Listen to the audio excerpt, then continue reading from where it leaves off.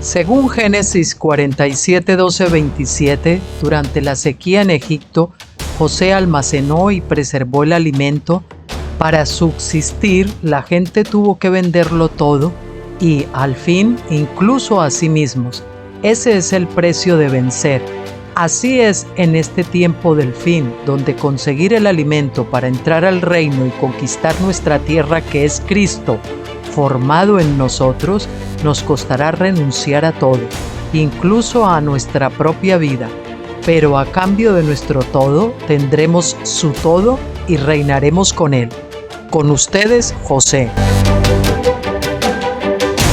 Hola a todos, queridos amigos. ¿Cómo están? ¿Cómo les ha ido?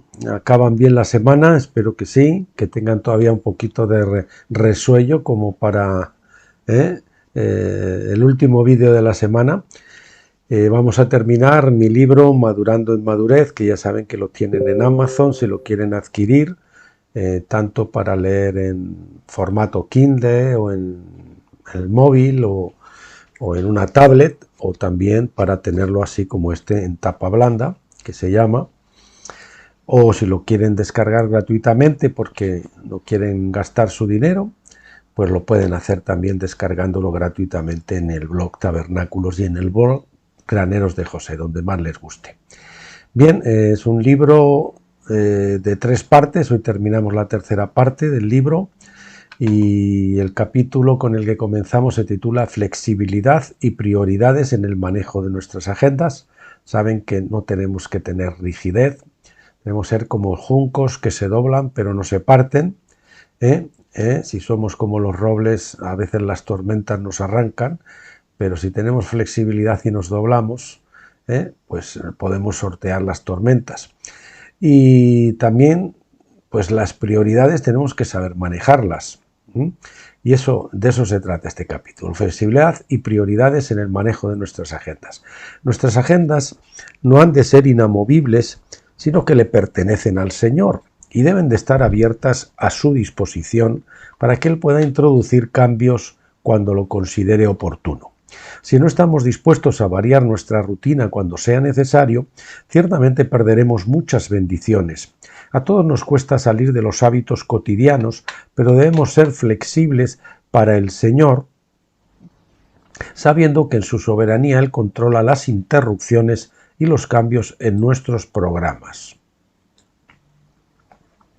Esto no tiene por qué ir en detrimento de saber discernir cuando no debemos aceptar intromisiones que nos roben el tiempo que hemos sido llamados a redimir y aprovechar. Debemos saber priorizar y debemos saber ser flexibles, pues nada nos llega sin el previo consentimiento de Dios. También debemos ser serios en nuestros compromisos y ser puntuales para respetar el tiempo de los demás. En las citas, ser puntuales en las citas para respetar el tiempo de los demás, que si están haciendo lo que Dios les manda, sea lo que sea, vale tanto más que nuestro tiempo. No debemos ser orgullosos y pensar que nuestro tiempo vale más que el de los demás. Eso suelen pensar los que llegan tarde a las citas y a las reuniones y esas cosas. Bien, rezagos de religiosidad. Otra cosa que tenemos que estudiar y tratar de dejar atrás son esos rezagos de religiosidad que nos quedan de la edad pentecostal, porque en tabernáculos al Señor no admite ese tipo de relación con Él. La religiosidad al Señor no le gusta. Quienes todavía recién están aclimatando sus retinas espirituales a la luz del amanecer del nuevo día o a punto de entrar en él, nos referimos al amanecer del nuevo día, la edad de tabernáculos, se muestran reacios a abandonar ciertas prácticas religiosas de Pentecostés. Ciertamente estas prácticas nos fueron muy útiles en la etapa anterior, pero que en la nueva edad de tabernáculos que estamos iniciando nos estorban.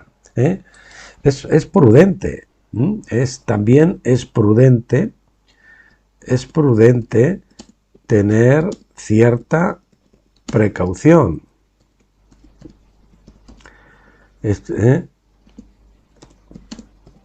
Pero vamos a dejarlo así, ¿no? Perdónenme que he hecho una pequeña corrección aquí.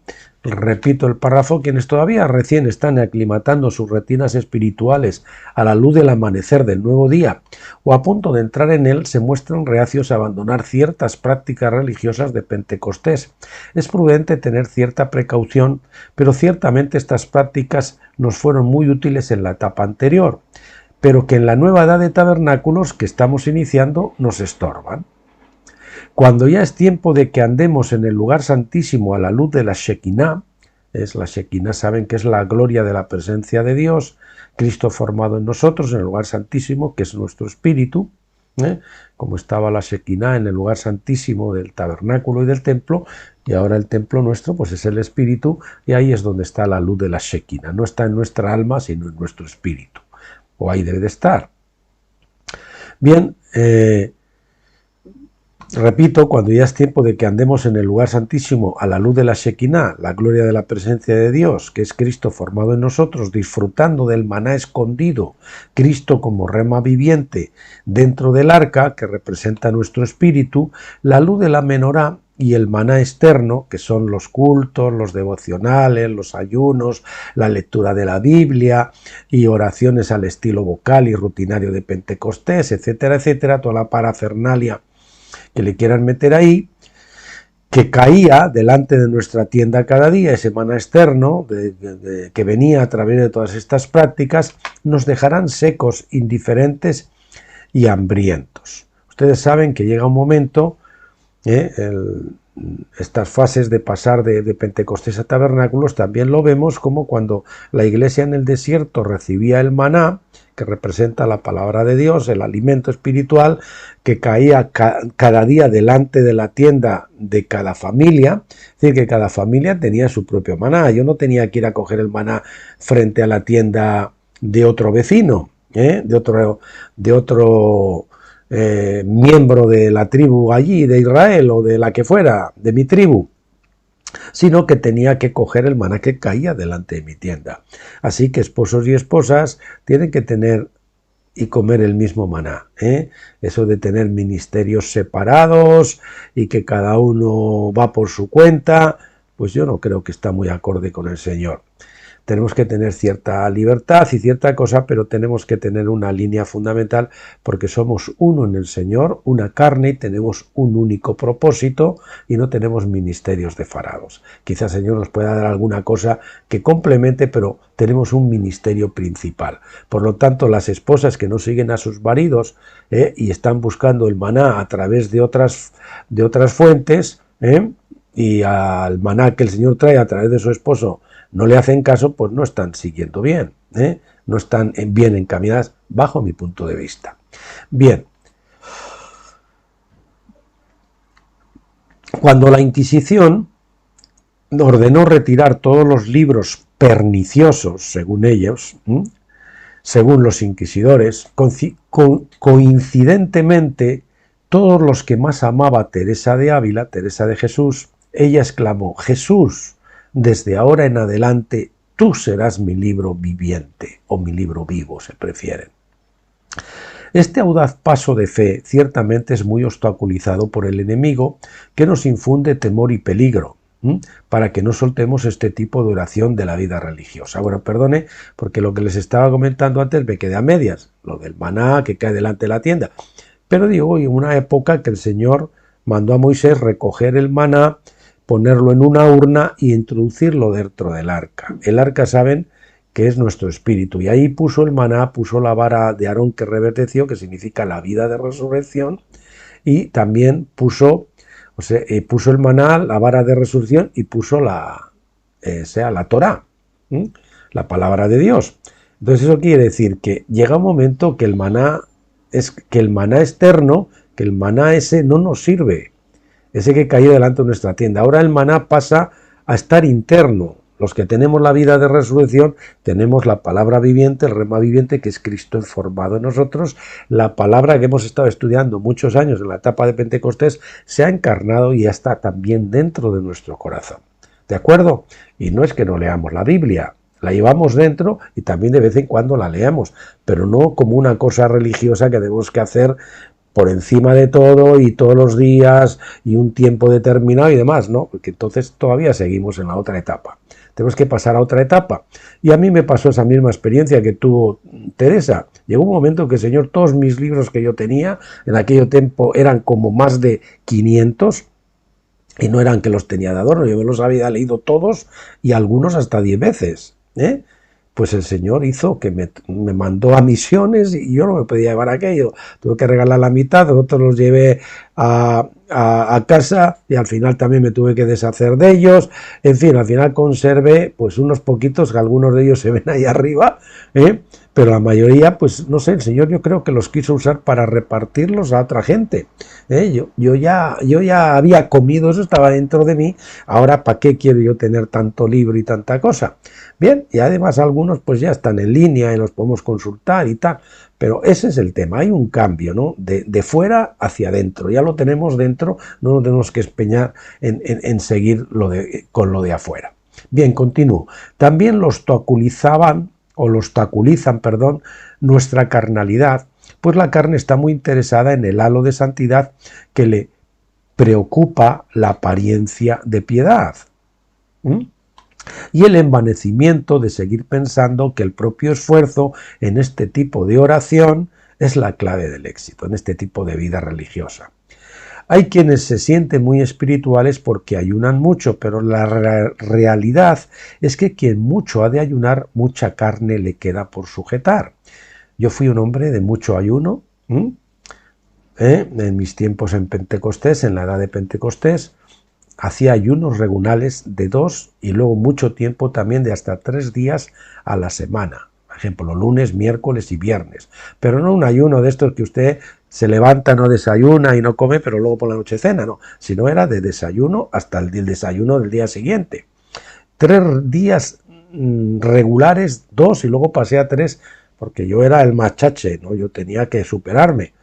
Y entonces, pues eso lo hice durante muchos años. El Señor también me llevó a ayunos, de un ayuno hasta de 24 semanas, 28 días, seguidos, de lo mismo, sin cenar ni nada y comer nada, o sea, solo agua. Ese fue el ayuno más largo, ayunos de unas semanas o de 2 semanas también hubo. En fin, un ayuno de agua, de 3 días sin beber agua, ni comer ni beber agua. Ese fue muy duro, fue un ayuno que yo nunca había hecho y realmente es un ayuno duro, ¿no? En fin, durante ese tiempo el Señor me llevaba a ayunar. ¿Por qué? Porque el que ayuna es más santo, ¿no? Porque el que ayuna necesita ayunar. Si yo le iba a ayunar, nosotros ayunábamos, y seguro que a ustedes les pasaba, para torcer el brazo de Dios, para que Dios solucionara nuestro problema o nos sacara de la situación en que estábamos o hiciera nuestra voluntad, lo que nosotros queríamos. Pero el Señor, al final de los ayunos, siempre acababa doblegando mi carne para que yo aceptara la circunstancia que le había traído mi vida, para que yo me sometiera y aceptara la situación, para que yo sujetara mi carne. El ayuno es la rienda de la carne. Pero así como dice, cuando les preguntaron la pregunta sobre el ayuno, los amigos del Señor, los fariseos al Señor, ¿por qué nosotros ayunamos y tus discípulos no ayunan? Porque les vieron que estaban comiendo espigas y tal, ¿no? Y dice, porque cuando están con el esposo, pues no necesitan ayunar. Y cuando usted pasa de Pentecostés a la edad de tabernáculos, a la nueva edad, pues usted no necesita ayunar. Usted está en comunión con el Señor, usted está con el esposo, usted está en sintonía con el esposo. Y puede ser que circunstancialmente, pues lo tenga que hacer, pero puede ser circunstancialmente muy raro, de verdad. Bueno, o por Señor por otras causas les lleve a realizar, ¿no? Pero ya le digo, bien. O sea, recuerden, quien mucho ha de ayunar, falta una H, quien mucho ha de ayunar, mucha carne le queda por sujetar, recuérdelo. Eso es que usted no está todavía con el esposo. Sin embargo, en el lugar santísimo, ¿por qué no tiene que ayunar? Pues porque ha sometido su carne, está usted de acuerdo con el Señor, usted es un cristiano, amén. Es algo más que la obediencia. Usted está de acuerdo con la voluntad de Dios, vive en contentamiento, entonces el Señor no lo tiene que doblegar No tiene que doblegar su carne porque ha sido doblegada ya. Muerto el perro en el Jordán, se acabó la rabia. Sin embargo, en el lugar santísimo no queda nada para nosotros, para el yo, sino solo dejarle hacer a él. De este modo, de nada podremos jactarnos, salvo de la bondad de un Dios que nos da todas las cosas gratuitamente por el puro amor y deleite de quien le gusta de sustentar a sus hijos, de quien gusta, perdón, de sustentar a sus hijos amados. Ustedes a sus hijos les dan todo, ¿verdad? El Señor también nos lo da todo. Ciertamente en la nada encontramos el todo. Cuando hemos sido despojados encontramos el todo. En el despojamiento la provisión, en el desasimiento el anclaje más fuerte, en la bendita inseguridad la plena tranquilidad. ¿No sustenta a Dios toda la creación? ¿No alimenta a todos los animales y aves del campo? ¿No es Él quien viste de hermosura las plantas y las flores? ¿No tenía todo a su disposición Adán en el huerto del Edén? Solo se trata de un salto al bendito vacío, donde encontraremos los brazos fuertes y sustentadores del Señor. Ayer bautizamos a una mujer y estaba el compañero de ella y hablábamos y les poníamos el ejemplo de que uno no puede comprobar que el paracaídas se abre hasta que salta del avión. Si usted quiere comprobar la sanidad de Dios, pues el Señor que haga un milagro de sanidad, ya bueno, pues a lo mejor el Señor va a permitir que tenga usted una enfermedad incurable, un cáncer, podría ser. Si usted quiere comprobar que Dios es un Dios proveedor que sabe hasta el último grano de arroz que usted tiene en su alacena, pues el Señor lo va a llevar hasta el último grano de arroz en su alacena. Así es, ¿no? Bien, eso es saltar al vacío, pero es un vacío donde encontramos los brazos del Señor. Puede que nos llamen herejes o apóstatas, pero correremos ese riesgo para que entiendan que no les va a pasar nada por abandonar la oración vocal, los loros de repetición. Al menos parcialmente. Nada por faltar, no les va a pasar nada por faltar algunas citas de lectura diaria de la palabra, pues a estas alturas se supone que ya debería estar encarnada en nuestros corazones, habiendo pasado, como decíamos antes, de fuera a dentro. Claro está, a cambio tendremos la conexión continua que disfrutan quienes no necesitan buscar o entrar en su presencia porque viven allí y de allí no salen y por lo tanto no necesitan volver a entrar, ¿no? En esta conexión permanente ellos escucharán cuando Él lo decida su voz, no siempre a toda continuamente. Y cuando no la oigan sabrán que simplemente todo estará bien. Y podrán seguir con sus rutinas. La paz en sus corazones será el árbitro que les diga que todo va bien. Y el gozo en su interior, que es la sonrisa de aprobación del Padre, que contemplándoles con deleite les muestra así su agrado por ellos. Permítannos dejarles unos enlaces sobre la suprema oración del silencio, la mística contemplativa, la quietud, el orar sin cesar, la invocación del nombre, la práctica de la presencia de Dios, la oración continua o como lo quieran llamar. Yo creo que están abajo, si es que no se me ha olvidado, por ahí aparecerán. Dijo un santo de Dios que cuando practicaba esta oración y no sentía nada, este tipo de oración de quietud, de contemplación, salía de allí como si nada hubiera ocurrido, pero que cuando se presentaba la ocasión a lo largo del día se daba cuenta de que en aquellos momentos de simplemente estar con Él, el Padre le había dejado algo en un bolsillo, sí, en un bolsillo entre comillas, ¿no?, sin que él lo notara, y cuando en el momento preciso metía su mano allí, encontraba todo lo necesario para la ocasión. Vamos a poner bolsillo entre comillas, porque estamos haciendo una metáfora. El Padre le había dejado algo en un bolsillo en ese tiempo de quietud, y cuando él a lo largo del día necesitaba, pues estaba allí a su disposición. Esta vida de oración no precisa de un lugar o un tiempo específicos. Pues consiste en vivir en su presencia. Usted puede orar en casa, sí, tener un momento de quietud, mañana con Él, cuando camina, cuando quiere. En el momento que está por la calle, usted puede levantar una oración al Señor. Y lo mejor es que usted resuelva sus asuntos de oración según se le van presentando también a lo largo del día. Bien, pues no precisa de un lugar o un tiempo específicos esta vida de oración, pues consiste en vivir en su presencia conectados permanentemente a la fuente de vida y sorbiendo o aspirando de él siempre que necesitemos más. Cuando uno usa un perfume, acaba habituándose a él y deja de notarlo, pero sabe que, de todos modos, el perfume sigue ahí. Igualmente, cuando vivimos en el Santísimo, sabemos que andamos en su presencia, aunque no le sintamos, salvo que él quiera manifestarse de alguna manera a su discreción. Simplemente vivimos por fe y no por sentimientos. Les recomendamos este enlace sobre cómo se bebe del agua de vida. Por ejemplo, aquí tienen cómo se bebe del agua de vida, Cristo y Hábitat, estudio de vida de Éxodo de Witness Lee, que habla de esa forma, ¿no? Había unos cristianos, no sé si eran los cuáqueros o los puritanos, que había un hermano muy maduro, muy del Señor, que él cerraba las manos y así decía que aspiraba a Dios, ¿no? Que respiraba a Dios, porque están todas las cosas, ¿no? Él hacía esa práctica, ¿no? Y con su fe, pues bueno, cada vez se hacía un sorbito de Cristo, ¿no? Al pie de este artículo verán varias etiquetas sobre este tipo de oración. Les invitamos a seguirlas para aprender y avanzar más sobre ella. Debemos igualmente darnos cuenta que quien tiene su presencia y vive en él no necesita emplear la jerga religiosa, los Dios te bendiga, ya saben, los Dios me dijo, etcétera, etcétera, toda hora. La jerga religiosa, muy odiosa para los incrédulos, la jerga religiosa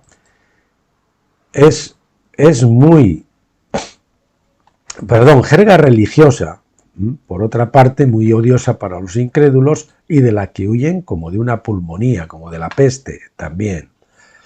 Los que moran en la tierra prometida se muestran tal como son, como personas naturales y normales, que al no estar saturados de piedad afectada, pueden sintonizarse con cualquiera cuando les llega el momento y presentar defensa con mansedumbre y reverencia de la esperanza que hay en ellos, cuando les llega el momento, no a toda hora, señores. Primera de Pedro 3:15. Les recomiendo nuestro artículo, que es un artículo personal mío, Evangelización vía satélite, le llamé, no sé si luego le cambié el nombre, que es una lección práctica de evangelización personal.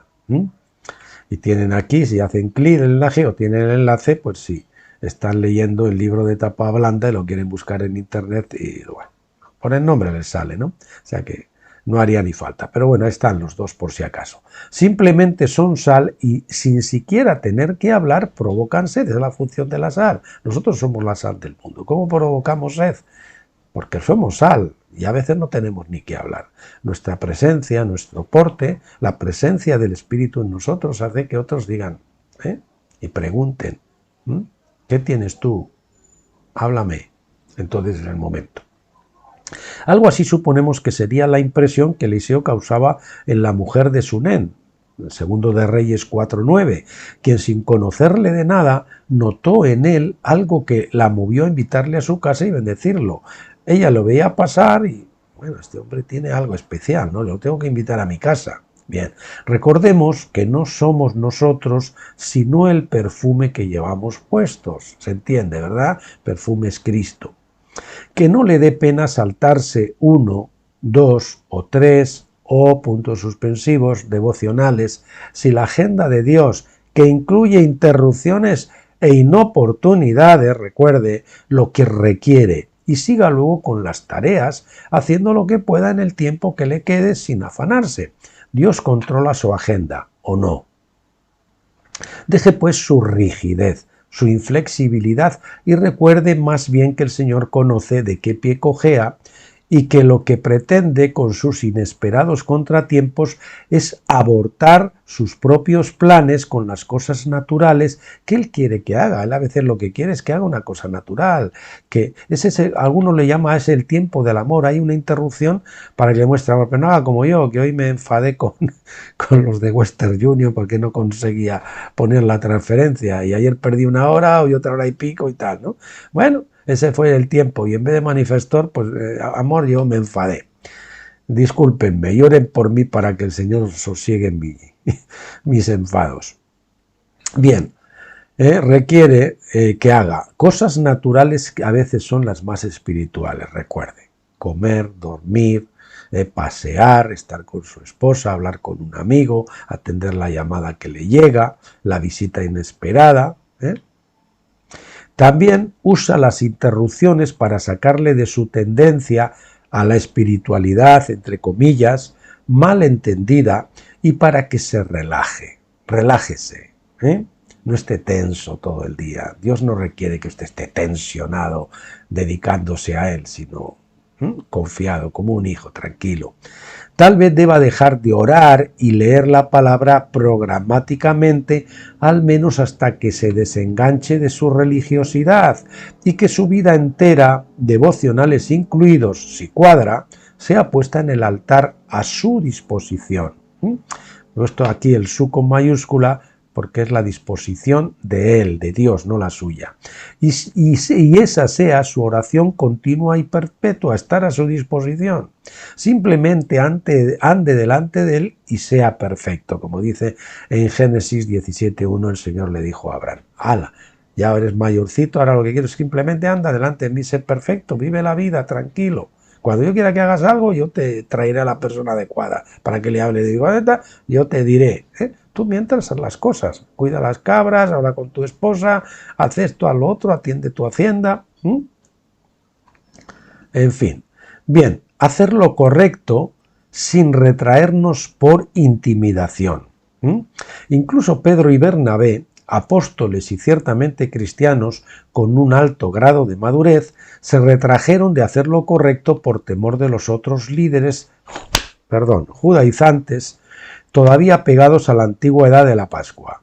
Un mosquito o zancudos, como dicen por allá.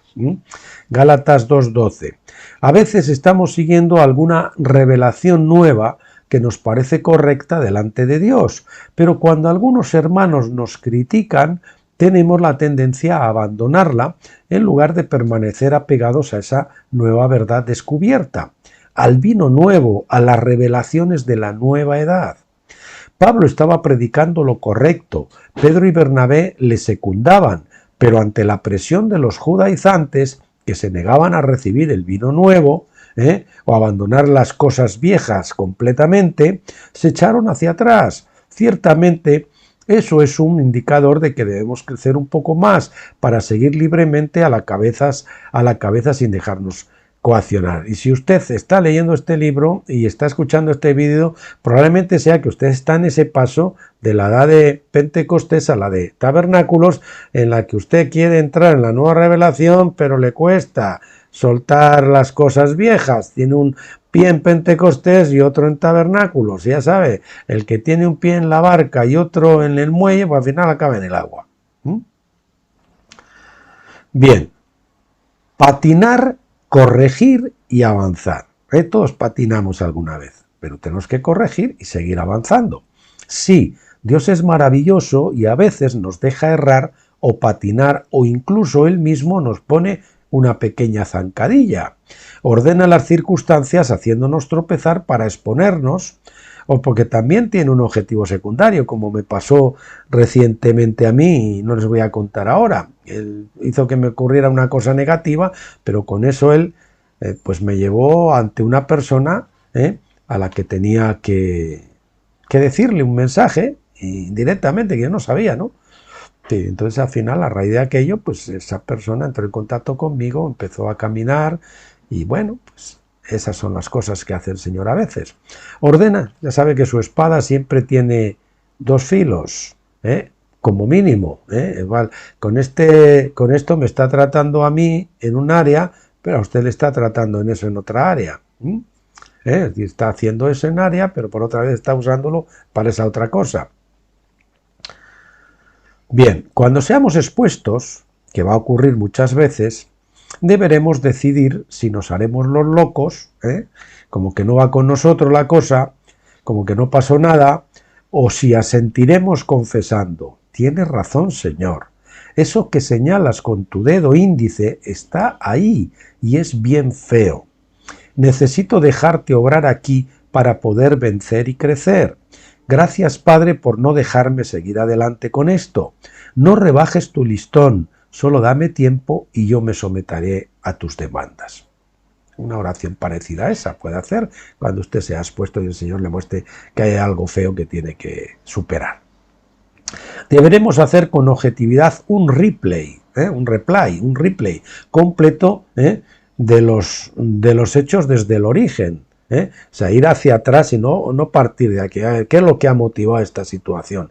Y decirle al Señor que nos muestre las causas, las malas prácticas o actitudes, los patrones errados de pensamiento o comportamiento, las fortalezas mentales que aún han de ser derribadas y sustituir esas fortalezas, las formas erróneas de pensar y de proceder, por los patrones bíblicos adecuados. Para ello elegiremos un texto que el Señor nos dé, que se oponga y nos golpee hasta derribar la fortaleza, ese patrón de pensamiento erróneo, hasta que la palabra consiga su efecto. Usar versículos escritos en una cartulina, que verbalicemos cual píldoras medicinales, siempre da buen resultado. Ya sabe, con el desayuno, merienda y cena, usted repite ese versículo, al final, después de 1, 2, 3, 4 semanas, se los ha aprendido y esa palabra de Dios ha estado incidiendo en ese defecto suyo, en ese pecado suyo, y al final lo anula. Y usted vence y avanza. Casi siempre hay un desfase temporal entre cuando somos expuestos por la luz y el momento en que esa luz se encarna en nuestra vida por experiencia. La luz normalmente mata el germen, pero la herida necesita ser restañada y necesitamos apropiarla y ponerla en práctica. Necesitamos un tiempo, ¿verdad?, para vivir en eso que nos ha sido señalado. Si ve ese desfase en otros, entre lo que dicen y lo que realmente viven de lo que dicen, puede que no siempre estén siendo hipócritas y solo estén en su tiempo de ajuste. Se vino la luz, me muestra el defecto, yo lo he recibido, lo he confesado y ahora tengo un tiempo de adaptación hasta que puedo vivir en esa nueva luz, en esa nueva verdad. O sea, si usted me ve que no estoy viviendo todavía acorde con lo que le estoy diciendo, tenga un margen de confianza conmigo, porque a lo mejor no estoy siendo hipócrita, sino que estoy aplicando esa lección a mi vida y todavía no la he asumido perfectamente. Así que perdóneles y déles un tiempo de gracia para ajustarse a sus propios estándares, esos que se han fijado a sí mismos. Arreglando cuentas. Juan 11:39 dice, dijo Jesús, quitad la piedra. Marta, la hermana del que había muerto, le dijo, Señor, ya hiede, porque es de 4 días. Resaltamos lo de quitad la piedra. Todo tiene su tiempo y a veces llega el tiempo de hablar, aclarar y ajustar cuentas con el hermano. Es mejor hablar que seguir un amor, que seguir con un amor fraternal fingido, cuando estamos dolidos por algo que nos hicieron o nos dijeron y el Señor ha permitido que ese dolor no se restañe hasta que se lave la ropa sucia. Primera de Pedro 1:22 dice, habiendo purificado vuestras almas por la obediencia a la verdad. O sea, nos purificamos cuando obedecemos a la verdad, a la luz, mediante el Espíritu, para el amor fraternal no fingido. No sirve el amor fraternal fingido. Amaos unos a otros entrañablemente de corazón puro, es decir, de verdad, no fingiendo. Cuando el tropiezo ha dañado una relación, aún hasta el punto de que hieda por haber pasado mucho tiempo, siempre hay solución. Para resucitar esa relación que nuestro exabrupto dañó, deberemos primero quitar la piedra, es decir, restituir. Eso es quitar la piedra, restituir. Si queremos que esa relación que está muerta, que está sepultada como estaba Lázaro, salga afuera, hay que quitar la piedra. Restituiremos reconociendo y confesando nuestros traspiés y pidiendo perdón. Con esto el muerto, entre comillas, saldrá de la cueva y la comunión será restablecida y, lejos de menoscabarse como pensamos muchas veces, puede que salga incluso reforzada. Efesios 4:15 dice, sino que siguiendo la verdad en amor. Es decir, la verdad en amor. Crezcamos en todo aquel que es la cabeza. La verdad hay que seguirla en amor. Hebreos 3:13. Antes, exhortaos los unos a los otros cada día, entre tanto que se dice hoy, para que ninguno de vosotros se endurezca por el engaño del pecado. Es decir, muchas veces el Señor está mandando exhortar a un hermano y por temor de que nos dé una mala contestación, por temor de que no, tenemos que saber y orar para que el Señor nos dé el momento exacto. Pero a veces nos dice hoy, hoy. No lo dejes para más tarde, cuando el Señor te está diciendo que ya es el tiempo, para que ninguno de vosotros se endurezca por el engaño del pecado. Es decir, si tú estás en pecado y tu hermano no te lo está señalando, al final tú te vas a endurecer y entonces se perdió la oportunidad. Y el hermano que no te exhortó tiene parte de culpabilidad. Bien, y tenemos aquí otra parte que dice proyección. Ojito con este asunto, que todo lo hemos practicado y lo practicamos a veces. Los niños y jóvenes en el Señor deben superar la tendencia que todos tenemos a la proyección. Nuestros hermanos suelen ser como espejos en los que nos vemos reflejados. La falta de un discernimiento maduro para conocernos y conocer los espíritus de los demás nos lleva a errar achacando a los demás defectos o cosas que solo están en nosotros mismos, no que ellas las tienen, están en nosotros mismos, nosotros les acusamos a ellas de eso que nosotros tenemos. Atribuimos a los demás aquello que no nos gusta de nosotros mismos y somos incapaces de ver. Esto es muchas veces cuando hacemos eso de y tú más, y tú también. Y cuando la mayoría de las veces no es así. Es decir, estamos rebajando a ese hermano a nuestro nivel, como diciendo, yo esto hago, pero tú también, y muchas veces falsamente. Aquí cabría hablar del tan manido asunto de la paja en el ojo ajeno y la viga en el propio, o lo del dicho, médico, sánate primero a ti mismo. La persona que proyecta solo está contemplando la vida a través de las oscuras lentes de su corazón herido, o culpable, herido o culpable, él tiene culpabilidad, insano o lleno de sentimientos de... Mira, estaba aquí, perdón. Herido, insano o lleno de sentimientos de culpabilidad. Idolatría del corazón y resistencia a lo nuevo. Es cierto que no podemos recibir una revelación clara de la nueva edad que ha de ser entendida a la luz de la Shekinah con la luz mucho menos penetrante de la menorá de la vieja edad, de Pentecostés. No es menos cierto también que, aun habiendo cruzado, manifestaremos resistencia a esa potente luz nueva que inicialmente nos ciega por su gran resplandor y a la que deberemos ir aclimatándonos. Véase el artículo de Oswald Chambers, Luz cegadora que todavía no se puede sobrellevar. Ahí lo tienen. Lo pueden buscar en el blog Tabernáculos, aquí tienen el enlace. Esta resistencia viene en gran parte por nuestra idolatría del corazón, por nuestro apego a doctrinas y o revelaciones, entre comillas, antiguas, que la nueva luz está mostrando como erradas o parciales. Deberemos orar y recordar que hemos sido llamados a examinarlo todo y retener lo bueno. Aquí tienen enlazado el texto bíblico. Y a entresacar lo precioso de lo vil, igualmente tiene entrelazado el texto bíblico. Y lo importante de lo accesorio. Eso es lo que tenemos que aprender a discernir.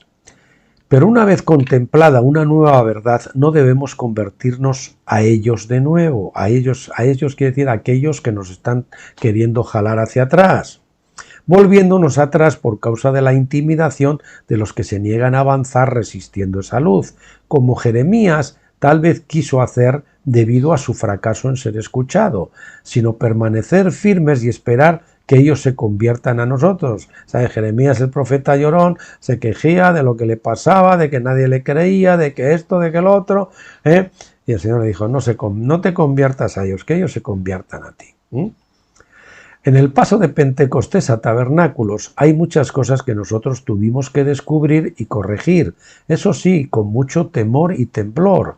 Al respecto les invitamos a leer nuestro artículo Experiencia de traducción de la obra del doctor Stephen Jones, donde yo les relato mi experiencia al respecto cuando yo estaba pasando esa transición y estaba recibiendo la nueva revelación, pues había cosas que chocaban, ¿no? Pero luego, poco a poco, pues el Señor me hizo ver que todo encajaba en su sitio y, lógicamente, yo miro 8 años para atrás y el Señor nos ha llevado a un nivel espiritual que está, pero realmente muy lejos del que teníamos en Pentecostés. Bien, y concluyendo, vamos concluyendo con el último capitulito. No hemos pretendido escribir un libro grande, ni en ninguna manera agotar un tema tan extenso como el de la madurez o paternidad. Simplemente les hemos trasladado algunas de las experiencias que nosotros hemos enfrentado o enfrentamos al respecto. Quiera Dios que todos hallemos de su gracia y de su luz para continuar creciendo en madurez y en paternidad delante de Dios y de los hombres. Lucas 2:52, y Jesús crecía en sabiduría y en estatura y en gracia para con Dios y los hombres. Primera de Corintios 15:58.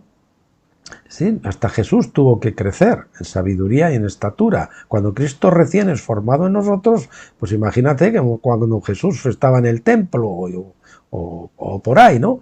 Pero luego el Señor tuvo que crecer a la edad adulta y nosotros, aunque entremos a la nueva edad y nazcamos de nuevo, pues que ahí es el nacimiento en tabernáculos, la Pascua es el engendramiento, ya saben que Pentecostés es la gestación, pero entonces el nacimiento viene en tabernáculos al principio, pero luego tenemos que seguir creciendo. Por eso este libro se titula Madurando en madurez. Usted entra en tabernáculo y es maduro, Cristo ha sido formado en usted, pero ahora tiene que crecer hasta la estatura del varón perfecto. Cristo formado en nosotros, pero a la edad adulta, a la edad de madurez.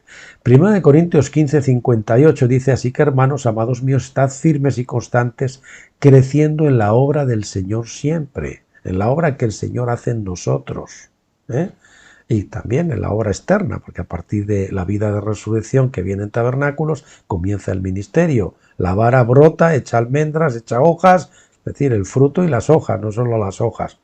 Eso simboliza que la vara de Aarón, después de una noche en el tabernáculo, brotara, simboliza la resurrección, el ministerio que viene para nosotros con la resurrección. El Señor con eso demostró que el que tenía el ministerio era Aarón, no eran los otros. Las otras varas no florecieron porque no tenían el ministerio. Bien, pues eso ha sido todo. Señores, pues muchísimas gracias. Espero que este libro les haya ayudado. Oro para que el Señor les ayude con estas cosas y les pido que oren por mí también para que yo crezca en madurez, porque todos tenemos mucho trecho por delante hasta llegar a la estatura de nuestro hermano mayor. Pásenlo bien, disfruten del fin de semana, pórtense bien, sean buenos chicos. Me lo digo a mí también, Y bueno, nos vemos el lunes, Dios mediante, con el estudio de Apocalipsis que estamos realizando. Hasta entonces, muchas bendiciones.